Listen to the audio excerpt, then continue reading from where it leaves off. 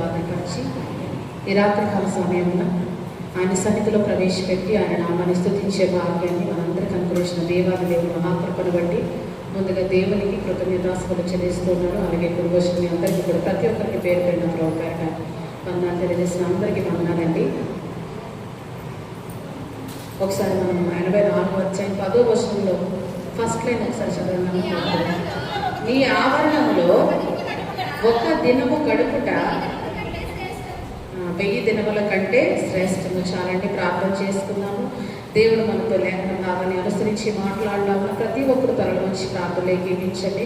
పరిశుద్ధ ప్రేమల తండ్రి, కృపగల మా దేవ, అద్వితీయ సత్యదేవుడైన మా ప్రభువ, అత్యంత ప్రేమ స్వరూపమైన మా తండ్రి, జీవం కలిగిన మా దేవ, మీ పరిశుద్ధమైన ఘనమైన నామానికి స్తోత్రాలు చెల్లించుకుంటున్నాం తండ్రి.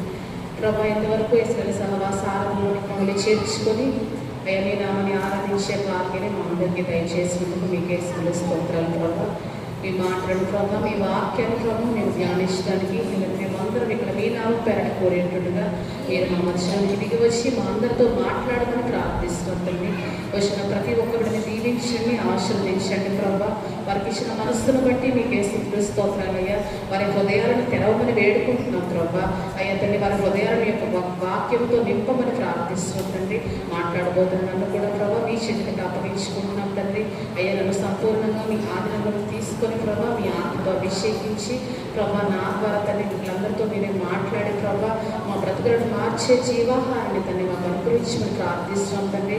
మా హృదయాలను బదులు చేసే వాక్యాన్ని మాకు అనుగ్రహించమని వేడుకుంటున్నాం ప్రభా. అవును తండ్రి. అయ్యా ప్రభా మీ మాట ప్రభా బండన బదులు చేసి శుద్ధి వంటిదని, అగ్ని వంటిదని ప్రభా మీ వాక్యం తెలియజేస్తున్నట్టుగా ప్రభా ఏతని అగ్ని వంటి మీ మాటతో ప్రభా ఈ రాత్రికాల సమయంలో మమ్మల్ని అందరినీ కూడా సంధించి దర్శించి మా జీవితాలను తండ్రి మార్చమని ప్రార్థిస్తూ సమస్త ఘనత మహిమ ప్రభావములు ఈ పరిశుద్ధమైన నామానికి ఆరోపించుకోండి. యేసు అతి పరిశుద్ధ నామం ద్వారా ఈ ప్రార్థనని వేడుకొనిచున్నాం తండ్రి. ఆమేన్. కీర్తనకారుడైన కౌరవ కుమారులు ఈ వచనంలో మనం చూస్తే దేవుని మందిరం యొక్క విశిష్టతను గురించి వారు చాలా స్పష్టంగా తెలియజేస్తారు కదండి. నీ ఆవరణంలో ఒక్క దినము గడుపుట 1000 దినముల కంటే శ్రేష్టం అన్న మాటను బట్టి అసలు దేవుని మందిరం యొక్క విశిష్టత, దేవుని సన్నిధి యొక్క ప్రాముఖ్యతని మనకు వారు అక్కడ తెలియజేస్తూ ఉన్నారు.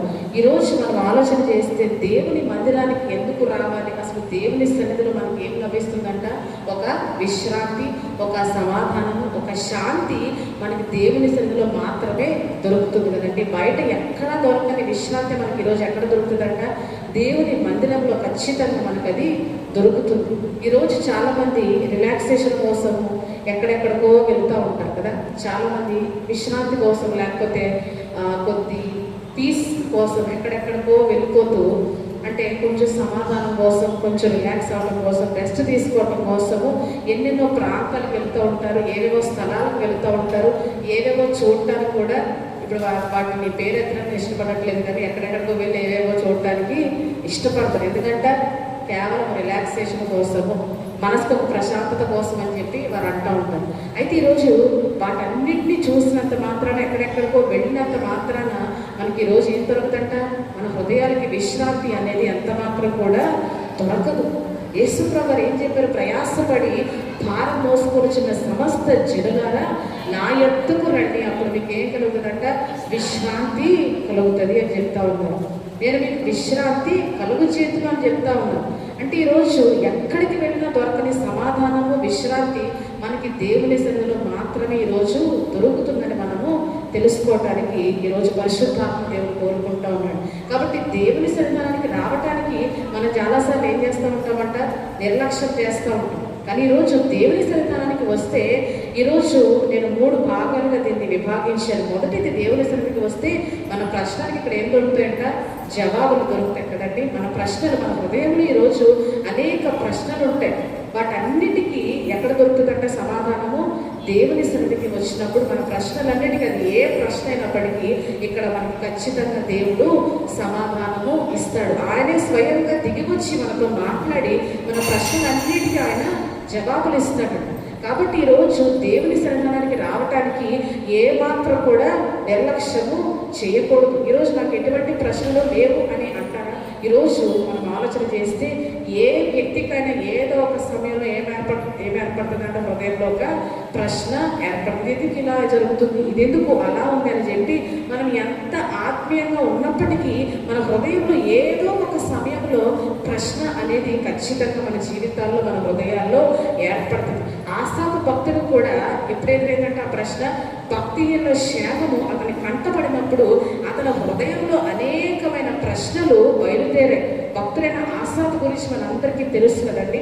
అతడు భక్తిహీనుల క్షేమం చూసినప్పుడు అతని హృదయంలో ప్రశ్నలు వెంబడి ప్రశ్నలు బయలుదేరాయి. అదేంటి, భక్తిహీనులు వర్ధిల్లుతున్నారు, భక్తిహీనులు క్షేమంగా ఉంటున్నారు, వారికి శ్రమలు రావట్లేదు, వారికి కన్నీరు లేదు, వారికి దుఃఖము లేదు, మన వంటి వేదనలు వారికి లేవే, మరి మా బ్రతుకులు మా జీవితాలు మేము ఎంత ఆత్మీయంగా ఉన్నా ఈ రీతిగా ఉన్నాయంటే అన్న ప్రశ్న ఆసాపు హృదయంలో అతని ఆత్మీయ జీవితంలో ముందుకు వెళుతున్నప్పుడు ఎదురైందంట.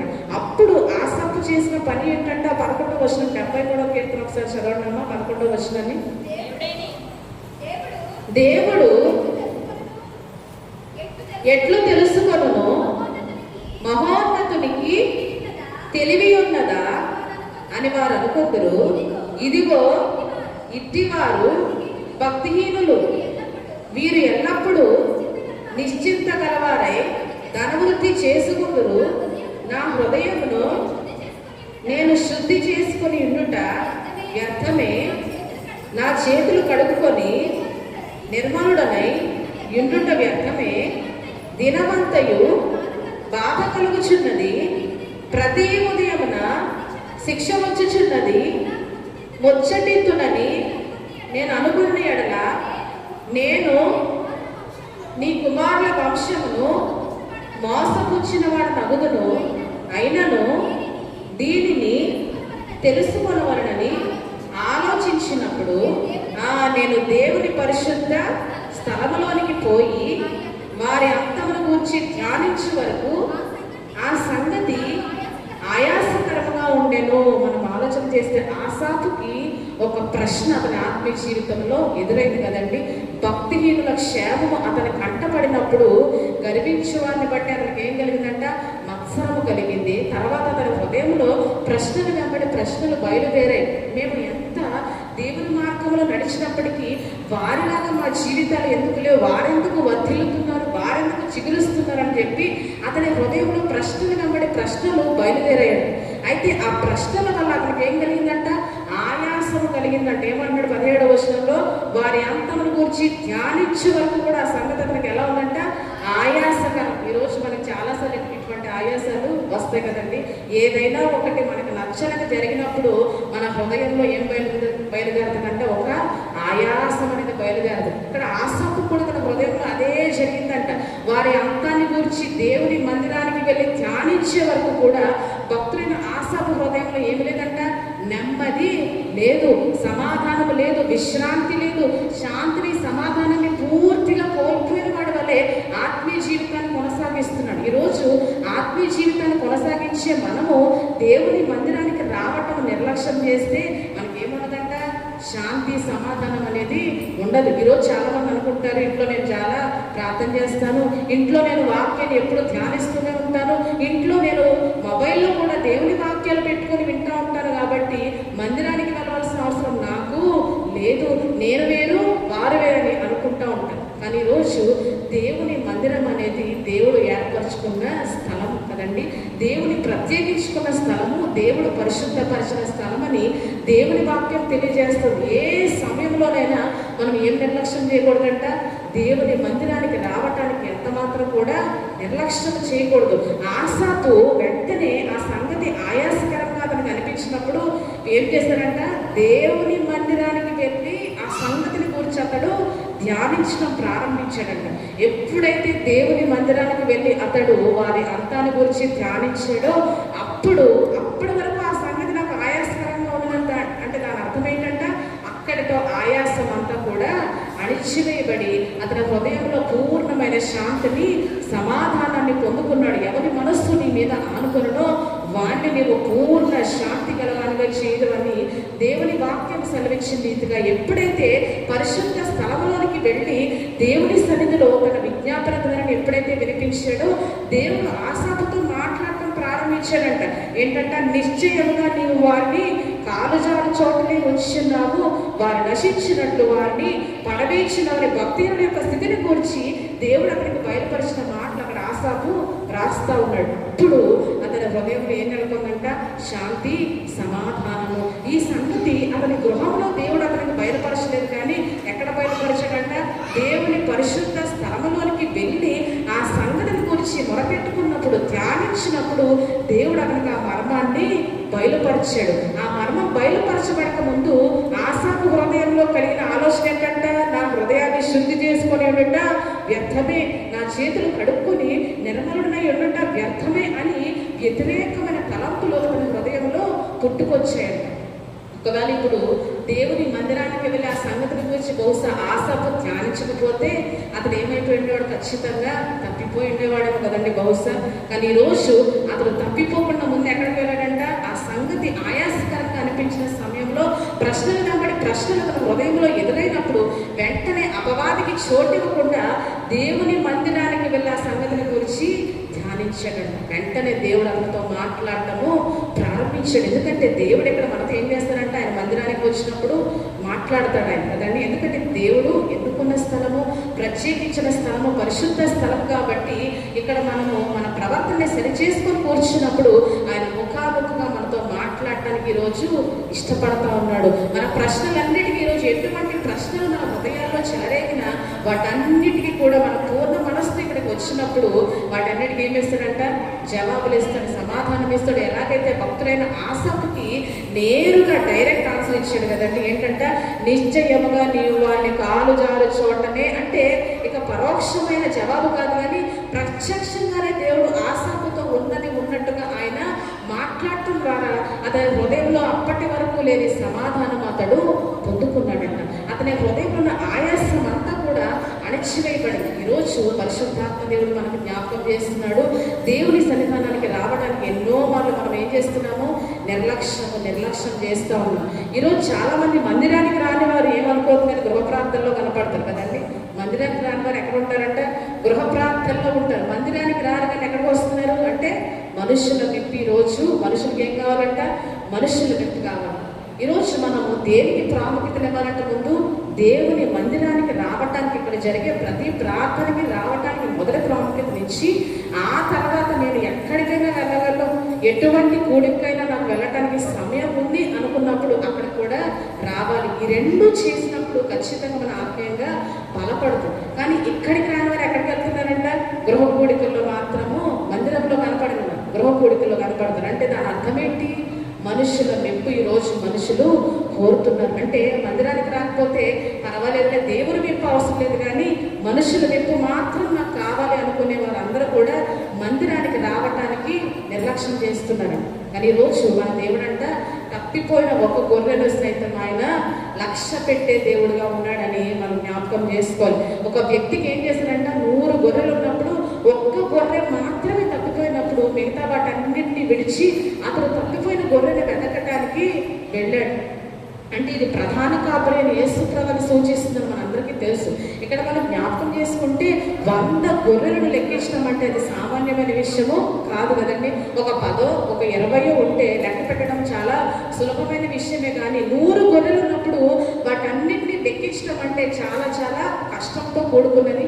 అందులోనూ ఇంకా కష్టతరమైన విషయం ఏంటంటే, ఒక గొర్రె తప్పిపోయిందని తెలుసుకోవటం అనేది ఇంకా కష్టతరమైన విషయం. ఎందుకంటే 100 గొర్రెలు లెక్కించినప్పుడు ఒక గొర్రె తక్కువ వచ్చినప్పుడు ఒక అనుమానం కలుగుతుంది. ఏంటంటే, నిజంగానే ఒక గొర్రె తప్పిపోయిందా, లేకపోతే నా లెక్కే తప్ప అని అనుమానం కూడా కొన్నిసార్లు కలుగుతుంది. ఎందుకంటే అక్కడ ఎన్ని గొర్రెలు ఉన్నాయంట, 100 గొర్రెలు ఉన్నాయి కదండి. 100 గొర్రెల్లో ఒక గొర్రె తప్పిపోయినా తెలుసుకోవటము అది చాలా కష్టతరమైన విషయం. అయినప్పటికీ గొర్రెలు కాబట్టి ఏం చేశారంటే, ఒక గొర్రె తప్పిపోయిందని కనుగొని దాన్ని వెతకటానికి ఎంతో ఆసక్తితో వెళ్ళాడు. ఈరోజు మనం కూడా తెలుసుకోవాల్సిన విషయం ఏంటంటే, దేవుడు మన ప్రభు అయిన యేసు ప్రభువారు కూడా, మన కాపరి అయిన యేసు ప్రభువారు కూడా ఒక్కో గొర్రె తప్పిపోయినప్పుడు ఆయన చూసే దేవుడుగా, లక్ష్య పెట్టే దేవుడుగా ఉన్నాడు.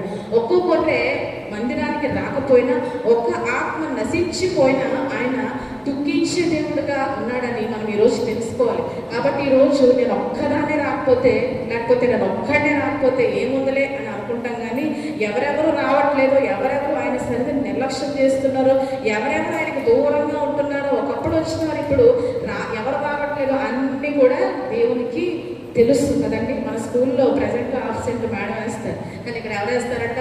మన దేవుడు వేస్తాడు. మనం అనుకుంటాం నేను రాకపోతే ఎవరు అడగలే, పాస్టర్ గారు అడగరు, విశ్వాసులు కూడా అడగలే అనుకుంటాం. కానీ ఇక్కడ మన హెడ్ ఎవరంట? మన దేవుడే కదండి. మన దేవుడు చూస్తాడు. మీరు బుధవారం వచ్చారా, శుక్రవారం వచ్చారా, ఆదివారం వచ్చారా, లేకపోతే రాకుండా ఎక్కడికి వెళ్ళారు, లోక పనుల్లో వెళ్ళిపోయారని చెప్పి అన్నిటినీ ఆయన చూసే దేవుడుగా ఉన్నాడు. మనం చెప్పే అబద్ధాలు ఈరోజు స్కూల్స్లో, కాలేజెస్లో నమ్ముతారు, కానీ దేవుడు ఎంత మాత్రం కూడా నమ్మడు కదండి.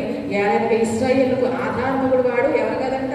నరుడు కానే కాడు. కాబట్టి ఆయన హృదయాంతరములు పరిశోధించే దేవుడు. కాబట్టి మనం ఎన్ని సాకులు ఈరోజు మందిరానికి రాకపోవటానికి కారణాలుగా చెప్పినా అవన్నీ కూడా ఆయన పరిగణలోనికి తీసుకోడు. కాబట్టి ఒకవేళ ఏ సమయంలోనైనా దేవుని మందిరాన్ని మనం నిర్లక్ష్యం చేస్తున్నామేమో ఈరోజు మనం ఆలోచన చేయాలి. భక్తులైన ఆసాపుకి ఒక గొప్ప సమాధానము, శాంతి దొరికిందంటే దానికి గల కారణము అతను మందిరానికి వెళ్ళి ధ్యానించడం ద్వారా, మందిరానికి వెళ్ళి దేవుని సన్నిధిలో విన్నవించుకోవటం ద్వారా పూర్ణమైన శాంతిని, సమాధానాన్ని అతడు పొందుకున్నాడు. కాబట్టి ఈరోజు మనం గమనించుకోవాల్సింది ఏంటంటే, దేవుని మందిరానికి వచ్చినప్పుడు మన హృదయంలో ఎటువంటి ప్రశ్నలకైనా ఆయన త్వరగా జవాబిస్తాడు. మన హృదయంలో ఎదురయ్యే ఎటువంటి ప్రశ్నలకైనా ఆయన ఖచ్చితంగా సమాధానం ఇస్తాడు. ఈరోజు చాలా ప్రశ్నలు మన జీవితాల గురించి ఉంటాయి కదండి. మన భవిష్యత్తు గురించి కావచ్చు, మన కుటుంబాల గురించి కావచ్చు, ఇంకా అనేకమైన ప్రశ్నలు. ఇది ఎందుకు ఇలాగ జరుగుతుందని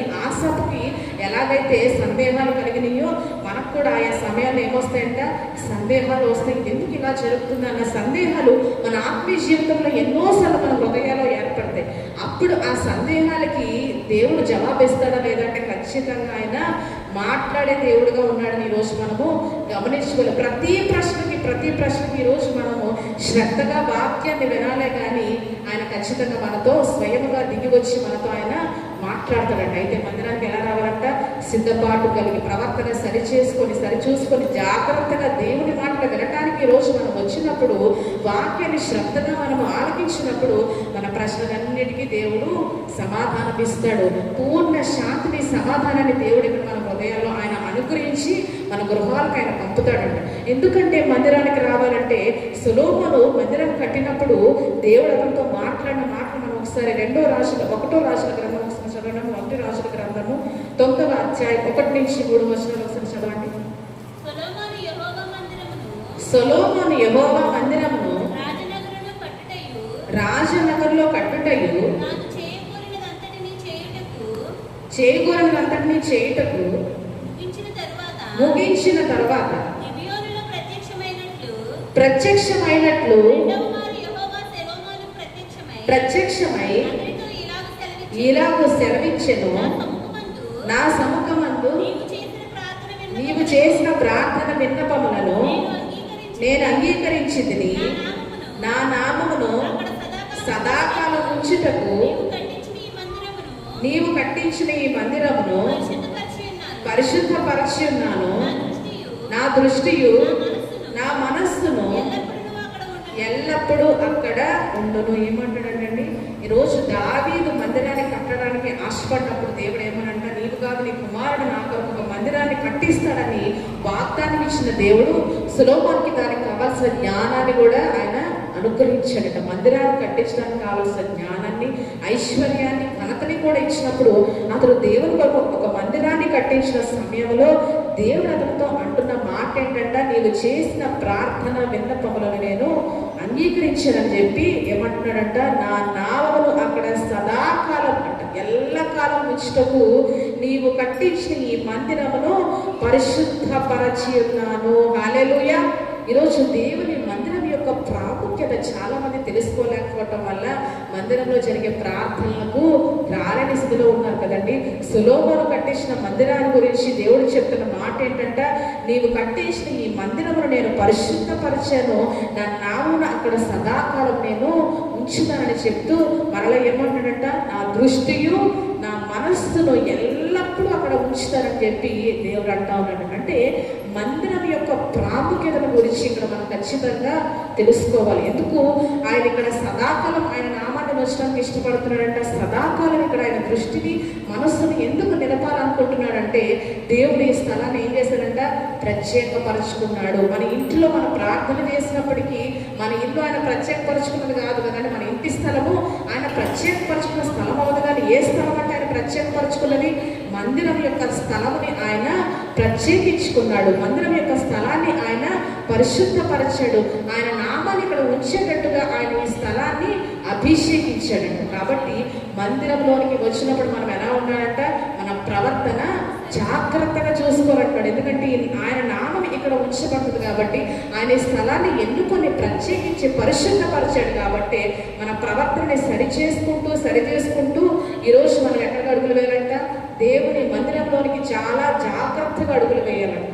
అయితే అప్పుడు ఇక్కడ ఏం చేస్తారంటే, దేవుడు నా దృష్టి నా మనస్సు ఎల్లప్పుడూ అక్కడ నేను నిలుపుతాను. ఈరోజు వ్యక్తిగతంగా ఈ మాటలు మనం ఆపాదించుకుంటే, ఎవరైతే దేవుని మందిరం యొక్క ప్రాముఖ్యతను గమనించి, ఎవరైతే దేవుడు తన మందిరాన్ని పరిశుద్ధపరిచి నేను ఆయన ఆలయంలో ప్రవేశించడానికి ఆ స్థలాన్ని ప్రత్యేకించుకున్న సత్యాన్ని గ్రహించి ఎవరైతే మందిరానికి వచ్చి పూర్ణ మనస్సుతో ఇక్కడ నిలవబడి వాక్యాన్ని వింటారో వారందరి మీద ఆయన ఏమి ఇస్తారంటే, ఈరోజు ఆయన దృష్టి ఆయన మనస్సు ప్రతి ఒక్కరిపైన, అటువంటి ఆలోచన కలిగిన ప్రతి ఒక్కరిపైన దేవుడు ఉంచుతాడని ఈరోజు మనం గమనించుకోవాలి కదండి. మందిరం మీద ఉంచుతారు అన్న మాటకు అర్థం ఏంటంటే, మందిరంలో ఎవరైతే నిజంగా భయభక్తులు కలిగి అడుగులు వేస్తూ ఎవరైతే ఇక్కడ ఆయన చెప్పిన ఆ ప్రవర్తన కలిగి ఇక్కడ ఆ కూర్చొని నిలవబడి ఉంటారో వారందరి మీద ఆయన ఏం నిలుపుతాడంట, ఆయన దృష్టిని ఆయన మనస్సును నిలపడానికి ఇష్టపడతా ఉన్నాడు. ఈరోజు ఒకవేళ నిర్లక్ష్య వైఖరితో వస్తే అది ఖచ్చితంగా దేవునికి ఇష్టమైన పని కాదు. ఇక రాని వారైతే చెప్పనక్కర్లేదు. కానీ ఈరోజు పరిశుద్ధాత్మ దేవుడు మనకు తెలియజేస్తున్నాడు, ఆయన మందిరం యొక్క విశిష్టతను మనం ఖచ్చితంగా తెలుసుకోవాలి. కీర్తనకారుడైన దావీదు ఏమంటాడు ఉత్తర కీర్తనలో, యెహోవా మందిరంలోకి వెళ్ళులు మన జనులు నాతో అనినప్పుడు నేను సంతోషించానంటా ఉన్నాడు కదండి. దావీదు ఎన్నోసార్లు ప్రార్థన చేసే అనుభవం అతని గృహంలో ఉంది. అయినప్పటికీ అతను ఏమంటున్నాడంట, యెహోవా మందిరంలోకి వెళ్ళుదమని అనినప్పుడు నేను సంతోషించానంటాడు. అంటే ప్రార్థించే అలవాటు ఉన్న దావీదుకు ఎక్కడంట సంతోషము, దేవుని మందిరంలో సంతోషము. అందుకని అతను అంటా ఉన్నాడు, యెహోవా ప్రసన్నతను చూచుటకును ఆయన ఆలయంలో ధ్యానిష్టకును నా జీవితకాలం అంతా కూడా నేను ఆయన మందిరంలోనే నివసింపగోర్చునని అంటా ఉన్నాడు. అంటే ప్రార్థన జీవితం లేదంటే చాలా ప్రార్థనా పరుడు భక్తుడైన దావీదు. అయినప్పటికీ అతని ఇంటిలో ప్రార్థన చేసిన మరి విశేషంగా దేవునిలో ఉండే సంతోషాన్ని పొందుకోవటానికి ఎల్లప్పుడూ అతడు ఆసక్తి కలిగి ఉన్నాడంట. ఈరోజు ఎంతమందికి ఈరోజు ఈ ఆసక్తి మన హృదయాల్లో ఉందండి? దేవుని సన్నిధిని మనం ఎన్నో మార్లు నిర్లక్ష్యం చేస్తున్నాం. ఈరోజు మానవేద్దాంలో, ఈరోజు ఒంట్లో బాగాలేదు, ఈరోజు పనులు ఉన్నాయి, లేకపోతే ఈరోజు అది ఉంది ఇది ఉందని చెప్పి ఎప్పుడు ఆలయానికి మందిరానికి రావటం మానివేద్దామా అని చెప్పి ఆలోచన పుట్టినప్పుడు వెంటనే ఆలోచన అనుసరించి మనం ఏం చేస్తున్నామంట, మానివేస్తున్నాం. కానీ ఈరోజు నీ మందిరంలో ఒక్క దినము గడుపుట 1000 దినముల కంటే శ్రేష్టము. భక్తిహీనుల గుడారంలో నివసించడం కంటే దేవుని మందిర ద్వారంలో నుండే నాకు ఇష్టం అని చెప్పి ఎంతో ఉన్నతమైన మాటలతో కీర్తనకారుడు భక్తుల్ని ఇన్స్పైర్ చేసే మాటలు రాస్తాడు కదండి. ఈరోజు ఇటువంటి భక్తి, ఇటువంటి ఆత్మీయత మన జీవితంలో మనం కలిగి ఉండాలంటే దేవుని సన్నిధిని ఏ మాత్రం కూడా మనం నిర్లక్ష్యం చేయకూడదు. దేవుని మందిరాన్ని ఏ మాత్రం కూడా మనము నిర్లక్ష్యం చేయకూడదు. ఒకరు నిర్లక్ష్యం చేస్తే అది దేవుని దృష్టిలో ఏమవుతుందంట, ఖచ్చితంగా భయంకరమైన పాపమే. ఎందుకంటే ఆయన మందిరాన్ని మన మధ్యలో వచ్చి మనందరినీ కూడా నా మందిరానికి రండి మనల్ని ఆహ్వానిస్తున్నప్పుడు మనం రాలేని స్థితిలో ఉన్నామంటే ఖచ్చితంగా మనం ఎక్కడ ఉన్నామంట, ఇంకా ఆత్మీయస్థితిలో మనం ఎదగలేని వారంగా ఉన్నామని తెలుసుకోవాలి. ఒకవేళ ఖచ్చితంగా ఈరోజు మనం ఆ రీతిగా వస్తే ఇక్కడ మన ప్రశ్నలన్నిటికీ ఏం దొరుకుతుందంట, జవాబు దొరుకుతుంది. రెండవదిగా మనం చూస్తే మన హృదయాలు ఏమవుతాయంటే ఇక్కడ తెరవబడతాయి కదండి. దేవుని మందిరానికి వచ్చినప్పుడు మనం జ్ఞాపకం చేసుకోవాల్సిన విషయం ఏంటంటే, పూర్ణ భక్తితో మనస్సుతో మనం ఇక్కడ కూర్చున్నప్పుడు మన హృదయాలను ఆయన తెరిచే దేవుడుగా ఉన్నాడు. ఎక్కడంట, దేవుని మందిరములో ఆయన మన హృదయాలను తెలుస్తాడు. అంతకుముందు నేను జ్ఞాపకం చేసిన రీతిగా లుదియా అనే దైవభక్తి కలిగిన స్త్రీ వ్యాపారాన్ని వృద్ధి పొందించుకోవడానికి తొలితేరు నుంచి ఫిలిప్పు పట్టణానికి వచ్చిన సమయంలో దేవుడు ఆమె హృదయాన్ని తెరిచడం మనం చదువుకున్నాం. అయితే అంతకు మునుపు ఆమె ఏం చేసిందంట, ప్రార్థనా స్థలం ఎక్కడుందో వెతుకులాట ప్రారంభించిందంట. ఫిలిప్పీకి రాగానే వ్యాపారాన్ని వృద్ధి పొందించుకోవడంలో దేవుని సన్నిధిని మర్చిపోలేదు. కానీ ఎక్కడ ప్రార్థన జరుగుతుంది, ఎక్కడ ప్రార్థనా స్థలము, ఎక్కడ ఉంది సమాజ మందిరము అని చెప్పి ఆమె వెతుకులాట ప్రారంభించిన సమయంలో ఆమెకు తెలిసిన సమాచారం ఏంటంటే నదీ తీరాన ప్రార్థన జరుగుతున్న విషయము లుదియాకు తెలియజేయబడింది. వెంటనే ఆమె ఏం చేసిందంట, మిగతా స్త్రీలందరితో కలిసి దేవుడు ఎన్నుకున్న స్థలం ఏంటంటే అక్కడ సమాజ మందిరాలు ఏవైతే నేను జ్ఞాపకం చేశాను అంటే ఆ నదీ తీరమే ఏంటంటే దేవుడు ఎన్నుకున్న స్థలము, దేవుడు ప్రత్యేకించిన స్థలము, దేవుడు పరిశుద్ధపరిచిన స్థలం ఏంటంటే ఫిలిప్పీ పట్టణంలో నదీ తీరము. దేవుడు ఎన్నుకున్న స్థలంలోనికి నేను మిగతా వారందరితో కలిసి వెళ్ళి నేను ఆరాధించాలి, నేను వారితో కలిసి ఆయన వాక్యాన్ని వినాలి అన్న కుతూహలంతో లుదియా ఏం చేసిందంట, నదీ తీరం జరిగే ప్రార్థనకి ఆమె వెళ్ళిందంట. 14వ వచనంలో అక్కడ లూకా వైద్యులు ఏం రాస్తారు దాని గురించి ఒకసారి చదువు. 14వ వచనం, దైవభక్తి కలిగిన స్త్రీ వినుచుండెను, ఆమె ఊదారంగు పొడిని అమ్ము, తుయతైర పట్టణస్తురాలు, దేవుడు ఆమె హృదయము తెరిచిన కనుక పౌలు చెప్పిన మాటల యందు లక్ష్యం ఉంచిన. ఇక్కడ మనం చూస్తే పౌలు చెప్పిన మాటలేమో ఆమె లక్ష్యం ఉంచకపోతే ఆమె రక్షణ పొందుకోలేది కాదు. అయితే ఇక్కడ కనుక అన్న మాటకు మనం చాలా జాగ్రత్తగా గమనిస్తే పౌలు చెప్పిన మాటలేందు లక్ష్యం ఎలా ఉంచగలిగిందంట, దేవుడు ఆమె హృదయాన్ని తెరవటం వల్ల. హల్లెలూయా. మన హృదయాలు తెరవబడకపోతే ఎంత వాక్యం విత్తబడినా అది ఫలింపదు కదండి. వాక్యం 30 60 100 ఈరోజు ఫలించాలంటే దేవుడు మన హృదయాన్ని ఆయన తెరవాలి. లుదియా హృదయాన్ని ఎక్కడ తెరిచాడంట, దేవుడు ఎన్నుకున్న స్థలములో, దేవుడు ప్రత్యేకించిన పరిశుద్ధపరిచిన స్థలములో లుదియా హృదయాన్ని దేవుడు తెరవటం ద్వారా అప్పుడు ఆమె ఏం చేసిందంట, పౌలు చెప్పిన మాటలేదో చాలా జాగ్రత్తగా లక్ష్యం ఉంచడము ఆమె ప్రారంభించిందంట. లక్ష్యం ఉంచడం ద్వారా వెంటనే ఆమె తెలుసుకుంది సువార్త ఎప్పుడైతే వెంటనే తెలుసుకుందో వెంటనే బాప్తిస్మం పొంది రక్షణలోనికి నడవడానికి వెంటనే ఆమె ఇష్టపడిందంట. అంటే ఇక్కడ మనం చూస్తే ప్రభువు ఆమె హృదయము తెరిచను కనుక అన్న మాట ఇక్కడ దేవుడు ఆమె పట్ల ఎంత దయను కృపను చూపించాడో మనకు అర్థమవుతుంది. ఎందుకంటే దేవుడు మన హృదయాన్ని తెరవకపోతే ఈరోజు మన హృదయాలు ఎలా ఉన్నాయంట, క్రొవ్వుతో నిండిన హృదయాలు కదండి. మానవుల హృదయాలు ఏంటంటే క్రొవ్వుతో నిండిపోయింది. అంటే వినే మాటలు ఏమాత్రం కూడా గ్రహించకుండా వారి చెవులు మందములైన వారి హృదయాలు క్రొవ్వుతో నిండాయంట. కానీ ఇక్కడ దేవుడు కృపను కుమ్మరించడం ద్వారా దేవుడు ఆమె హృదయాలను తెరచాడు. వెంటనే పౌలు చెప్పిన మాటలు ఎప్పుడైతే ధ్యానం వచ్చిందో ఆమెకు సువార్త అనుగ్రహించబడి సువార్తను గ్రహించిందంట. వెంటనేగా తడుముకోకుండా ఆలస్యం చేయకుండా రక్షణలోనికి లుదియా వెళ్ళగలిగింది. అయితే ఈ మాటలు ఎక్కడ ఆమె వింది, ఎక్కడ ఆమె హృదయం తెరవబడిందన్న విషయాన్ని మనం ప్రత్యేకంగా గమనిస్తే దేవుడు ఎన్నుకున్న స్థలంలోనికి నేను వెళ్ళి వారితో కలిసి నేను వాక్యాన్ని ధ్యానించాలి అని ఇష్టంతో ఆమె వెళ్ళటం ద్వారా అక్కడ రక్షణ కార్యం అనేది జరిగింది కదండి. ఒకవేళ నేను ఎక్కడైనా ప్రార్థన చేసుకోవచ్చులే, ప్రార్థనా స్థలం ఇప్పుడే వెతుకుతావులే అని చెప్పి ఆమె అనుకుని ఇంట్లో కూర్చొని ఉంటే రక్షణ సువార్త ఆమెకు ప్రకటించబడేది కాదు. కానీ ఆమె అక్కడికి వెళ్ళిన వెంటనే ప్రార్థనా స్థలం గురించి వెతికి దేవుడు ఎక్కడ ఎన్నుకున్నాడు స్థలాన్ని, దేవుడు ఎక్కడ ప్రత్యేకించుకున్నాడు స్థలాన్ని వెతికి వెళ్ళిన సమయంలో దేవుడు ఆమెకు ఆ దయను చూపడం ద్వారా ఆమె హృదయం తెరవబడింది. తద్వారా పౌలు చెప్పిన మాటలు ఆమె గ్రహించగలిగిందంటే ఎంతమంది స్త్రీలు అక్కడ గ్రహించారో మనకు తెలియదు కదంటే. చాలా మంది స్త్రీలు లుదియాతో పాటు అక్కడ వాక్యం విన్నారు. అయితే లుదియా బాప్తిస్మం తీసుకున్నట్టు వ్రాయబడింది కానీ మిగతా స్త్రీల గురించి ఇక్కడ ఏ మాటలు కూడా వ్రాయబడలేదు. ప్రభువు ఆమె హృదయం తెరిచాడు కనుక ఆమె రక్షణలోనికి నడిచింది. ఈరోజు మందిరానికి వచ్చినప్పుడు మనం ఏం ప్రార్థించాలంట, అయ్యా నా హృదయాన్ని తెరు. ఎందుకంటే దేవుడు మన హృదయాన్ని తెరవకపోతే మన పాపాలు మనము గుర్తించలేము. మనం చేసిన పాపము అని తెలియాలంటే దేవుడు ఏం చేయాలంట, మన హృదయాన్ని ఆయన తెరవాలి. దేవుడు చెప్పిన సత్యాన్ని గ్రహించాలంటే మన హృదయాలు తెరవబడాలి. మందిరానికి రాకుండా ఈరోజు హృదయాలు ఎంతమాత్రం కూడా తెరవబడాలి. ఇంట్లో కూర్చొని ప్రవ్వా అని చెప్తే అక్రమం చేయవాళ్ళారా నా యొద్ద నుండి పొండి అంటాడు కదండి. ఈరోజు ఎంతో మంది భక్తులు ఏం చేస్తారంట, ఆలయానికి రావటం మానేసి ఇంట్లో కూర్చొని ప్రార్థన చేస్తున్నారంట. కానీ ఈరోజు ప్రార్థనా జీవితం చాలా మంచిదే, కానీ అదే సమయంలో మందిరానికి ఖచ్చితంగా మనము హాజరు కావాలి. మందిరంలో వినబడే వాక్యాన్ని మనము ధ్యానించాలి. మందిరంలో సమాజంతో కలిసి మనం ఏం చేయాలంట? ఆయన నామాన్ని ఆరాధించాలి. అప్పుడు దేవుడు ఆయన ఆశీర్వాదాలు మన కుటుంబాల పైన మెండుగా ఆయన కుమ్మరిస్తాడు.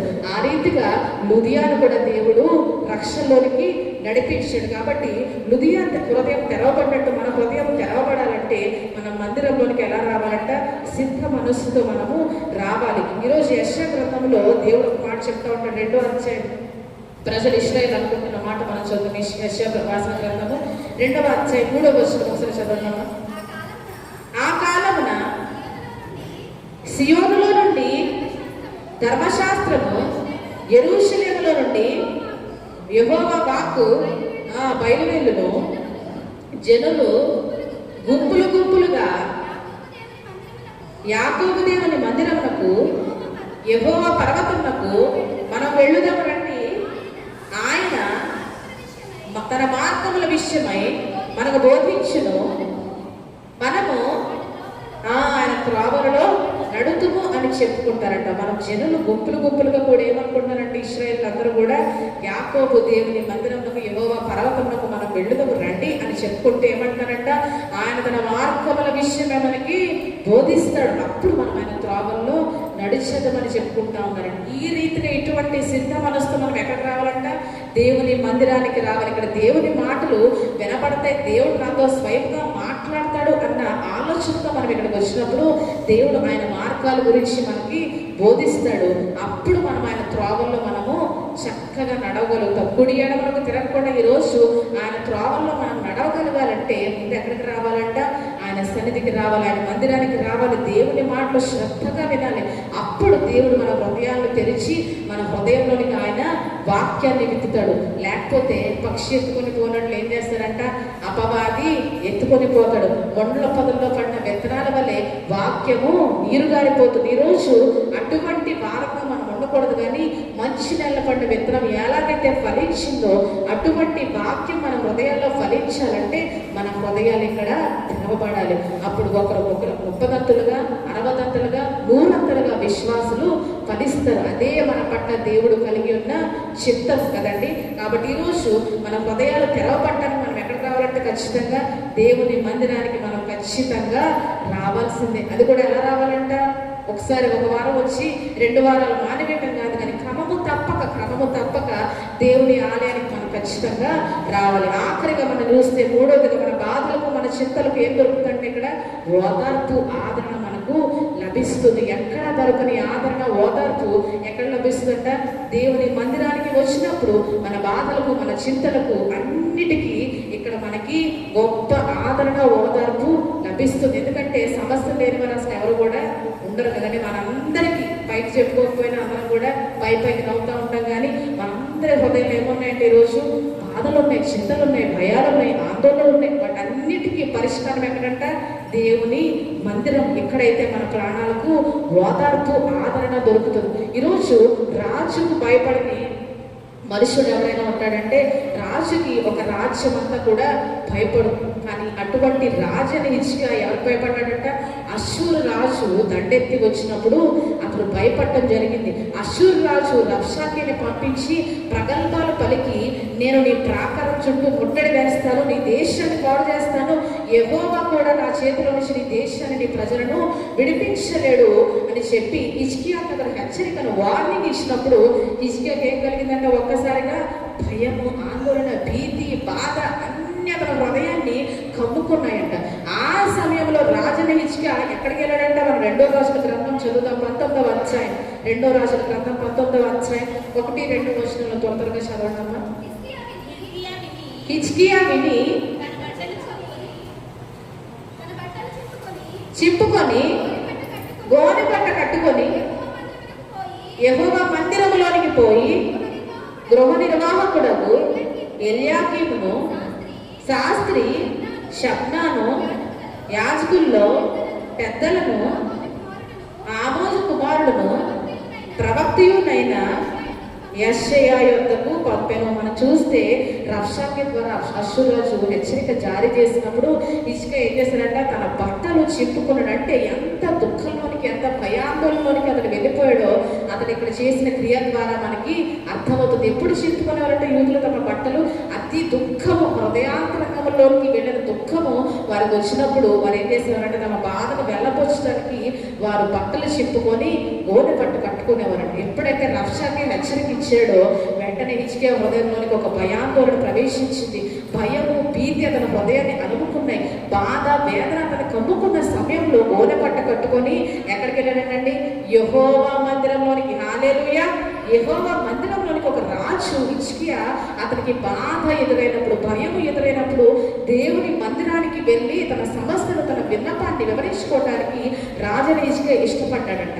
అతడు మందిరానికి వెళ్ళి దేవుని సన్నిధిలో విన్నవించుకున్న తర్వాత అప్పుడు మిగతా వారందరినీ, ఇక్కడ రాయబడిన వ్యక్తులందరినీ కూడా యెషయా యొద్దకు అతడు పంపించాడు. యెషయాను కూడా ప్రార్థన చేయమని, నీవు కూడా శేషించిన జనం కొరకు ప్రార్థన చేయి, ఎక్కువగా ప్రార్థన చేయి యెషయా అని చెప్పి హిజ్కియా వారి వద్దకు తన మనుషులు, యెషయా వద్దకు తన మనుషులను పంపించాడు.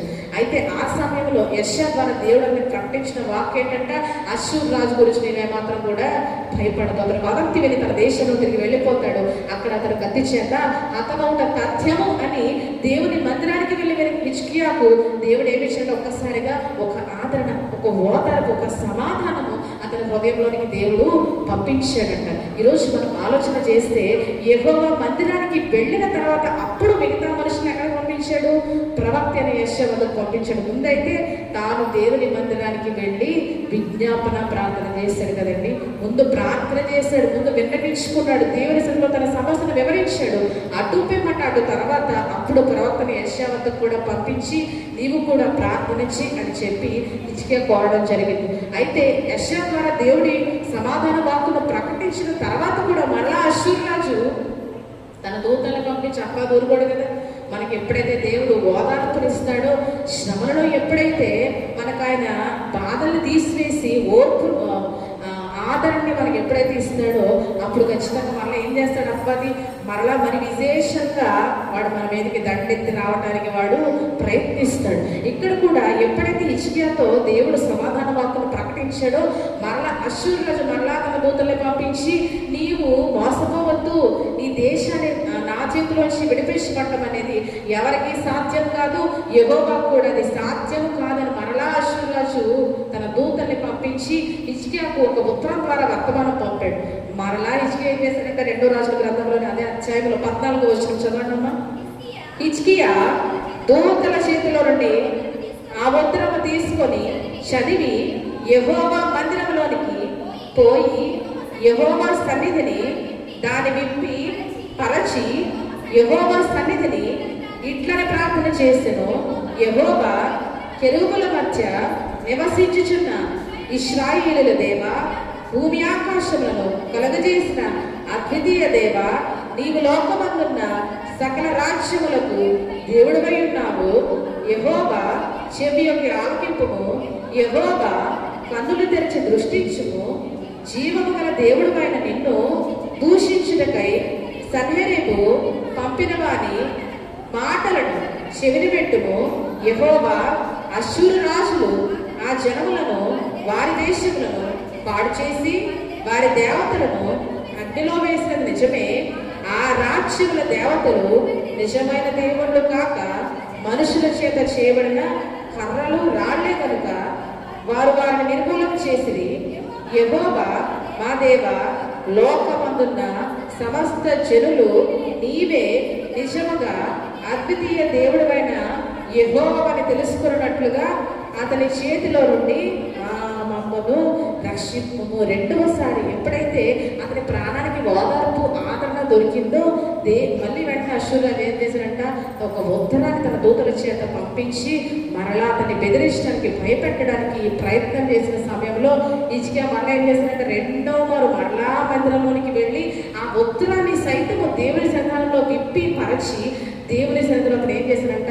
ప్రార్థన, విజ్ఞాపన చేశాడు. నిజంగానే అతను దేవుని మందిరానికి వెళ్ళి ఇప్పుడు మనం చదువుకున్న మాటని ఆధారం చేసుకుని ఎప్పుడైతే ప్రార్థించాడో తాను చెప్పిన వాగ్దానాన్ని ఆయన అక్షరాల దేవుడు నెరవేర్చాడు. అశ్షూరు రాజు తన దేశానికి వెళ్ళి సొంత కుమారుల చేత అతడు హతమవుతాడు కదండి.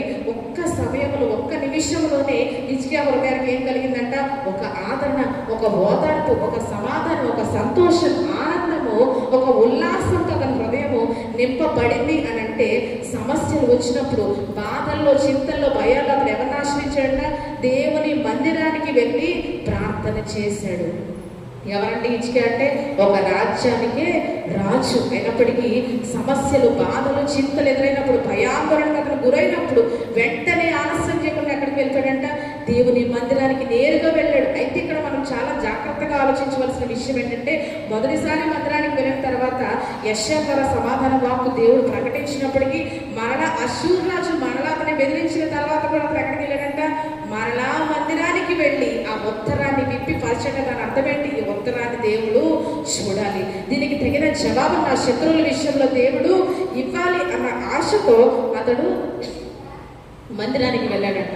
ఈరోజు మనం చూస్తే ఇప్పుడు నేను చెప్పిన 3 విభాగాల్లో అందరూ ఏం ఆశ్రయించారంట? వారికి చింతలు ఎదురైనప్పుడు కానీ, భయాలు ఎదురైనప్పుడు కానీ, ప్రశ్నలు ఎదురైనప్పుడు కానీ వారు చేసింది ఏంటంట? దేవుని సన్నిధానానికి వారు వెళ్ళారు, దేవుని మందిరానికి వారు వెళ్ళారు కదండి. దేవుని మందిరాన్ని నిర్లక్ష్యం చేయకపోవటం ద్వారా వారి జీవితాల్లో వారు ఏం పొందుకున్నారంట? ఆశీర్వాదం పొందుకున్నారు. ఈరోజు మన జీవితాల్లో ఆశీర్వాదాలు కొన్నిసార్లు ఆలస్యం అవటానికి గల కారణం కూడా దేవుని మందిరం యొక్క ప్రాముఖ్యతను మనం పూర్తిగా గ్రహించకపోవటమే. దేవుని మందిరం అంటే ఏంటంటే, ఈరోజు పరిశుద్ధాత్మ దేవుడు మరలా మనకి జ్ఞాపకం చేస్తున్నాడు. తెలిసిన విషయమైనా కొన్నిసార్లు మనము దాన్ని నిర్లక్ష్యం చేస్తూ ఉంటాం. ఆ మందిరమే కదా, ఈ రోజు కూడా అక్కడే ఉంటుంది, రేపు కూడా అదే స్థలంలో ఉంటుంది కాబట్టి ఈ రోజు కాకపోతే రేపు అయినా వెళ్ళవచ్చు అన్న నిర్లక్ష్య వైఖరితో కొన్నిసార్లు మనము వాయిదా వేస్తూ ఉంటాం. కానీ ఇది దేవుడు ఎన్నుకున్న స్థలము, దేవుడు ప్రత్యేకపరచుకున్న స్థలము, దేవుడు సాక్షాత్తు పరిశుద్ధపరిచి తన నామాన్ని ఇక్కడ ఉంచడానికి ఈ స్థలాన్ని ఆయన ఏర్పరచుకున్నాడు. కాబట్టి మందిరానికి రావడానికి మనం ఎంత మాత్రం కూడా నిర్లక్ష్యం చేయకూడదు. దేవుడు మనకి ఈరోజు ఏమి ఇచ్చాడంట? అవకాశం ఇచ్చాడు. ఏమో అంత్య దినాల్లో మనం ఉన్నాం కాబట్టి భవిష్యత్తు ఎలా ఉంటుందో కూడా మనకి తెలియదు కదండి. ఇప్పుడైతే ఆయన మందిరంలోనికి వచ్చే అవకాశాన్ని దేవుడు మనకి ఇచ్చాడు కాబట్టి ఈ అవకాశం మనం ఏం చేయాలంట? సద్వినియోగం చేసుకోవాలి. మందిరానికి రావడానికి ఎప్పుడు కూడా సాకులు చెప్పకూడదు, వాయిదాలు వేయకూడదు. కానీ ఒక ఆసాపు వలె, ఒక లూదియా వలె, ఒక హిజ్కియా వలె మనం ఏం చేయాలంటే ఈరోజు దేవుని మందిరానికి రావాలి. కీర్తనకారుడైన ఆసాపు దేవుని మందిరంలో ప్రవేశించి తన ప్రశ్నలకు జవాబులు పొందుకున్నాడు. ఒక లూదియా అనే భక్తి కలిగిన స్త్రీ మందిరంలో అనబడే ఆ నదీ తీరానికి, దేవుడు పరిశుద్ధపరుచుకున్న స్థలానికి వెళ్ళి ఏం చేసిందంట?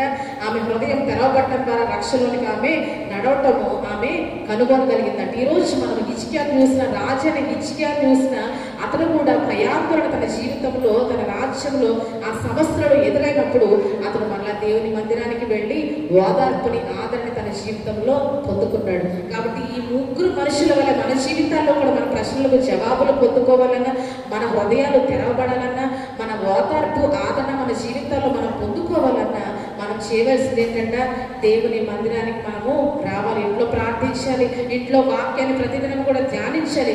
అదే సమయంలో ఆరాధన స్థలానికి కూడా మనము ఏర్పాటు చేయబడిన సమయానికి మనం ఏం చేయాలంట? రావాలి. ఇవన్నీ కలిపే వాళ్ళు ఏమంటారు? భక్తి కలిగిన స్త్రీ. లూదియాని ఎందుకన్నారు? ఆమె ప్రార్థనా జీవితం ఉంది, ఆమెకు ధర్మశాస్త్రాన్ని ధ్యానించే జీవితం ఉంది. అయినప్పటికీ ఆమె ఎక్కడికి వచ్చిందంట? నదీ తీరం జరిగే ప్రార్థనకు వచ్చింది. కాబట్టి పరిశుద్ధాత్ముడు ఆమె గురించి ఇస్తున్న ఇంట్రడక్షన్ ఏంటంటే భక్తి కలిగిన స్త్రీ. అంటే అన్ని విషయాల్లో అక్కడ మనం చూస్తే పౌరుడు కూడా ఎంతో గౌరవించి, దైవజనుడా నా ఇంటికి వచ్చి నువ్వు నివాసం వచ్చి నేను విశ్వాసం గలదాన్ని ఇచ్చితే తప్పకుండా నేను నా ఇంటికి రావాలని చెప్పి, అంటే అన్ని విషయాల్లో ఆమె తన భక్తిని కనపరచుకోకండి. అందుకనే ఆమె భక్తి కలిగిన స్త్రీగా బైబిల్లో పరిగణించబడింది. కాబట్టి ఈరోజు మనము మందిరానికి రావడానికి నిర్లక్ష్యం ఒకవేళ చేస్తున్న వారంలో ఉంటే పరిశుద్ధాత్మ దేవుడు మనతో నేరుగా మాట్లాడుతున్నాడు.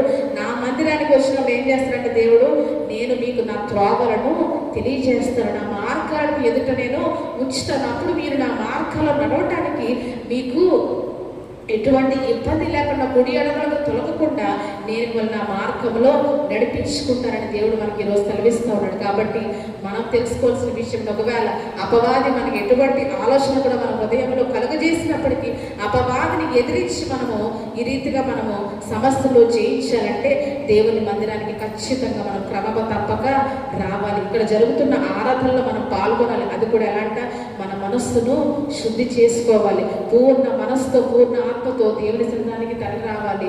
మన ప్రవర్తనను జాగ్రత్తగా మనము సరి చేసుకోవాలి. అప్పుడు మన ప్రశ్నలన్నిటికీ ఆయన జవాబులు ఇస్తాడు. మన హృదయాన్ని ఆయన ఇక్కడ తెరుస్తాడు. మన హృదయంలో చింతని తీసివేసి మనకు ఆయన ఓదార్పుని ఆదరణని అనుగ్రహిస్తాడు. అది కాకుండా ఇంకా ఎన్నో ఆశీర్వాదాలు ఆయన మన జీవితాల్లో మన కుటుంబాల పైన కుమ్మరిస్తాడు. నేను నా ఇంటి వారిలో యెహోవాను సేవించదు అని యోషువ భక్తుల రీతిగా మనం అందరం కూడా మన కుటుంబాల సమేతంగా దేవుని మందిరానికి క్రమమ తప్పక వచ్చినప్పుడు దేవుని ఆశీర్వాదాలు ఖచ్చితంగా మన జీవితాల్లో రుచి చూస్తాం. కాబట్టి ఆ రీతిగా మనం అందరం కూడా దేవుని మందిరానికి వచ్చి ఆయన ఆశీర్వాదాలు పొందుకున్నాగున దేవుడు తన పరిశుద్ధాత్మ ద్వారా మనందరికీ తన మహాకృప అనుగ్రహించునుగాక. ఆమేన్. ఈ సమయంలో కానుకల సేకరణ చేస్తుండగా ప్రత్యేకమైన పాట పాడదలిచిన వారు పాడి దేవుడు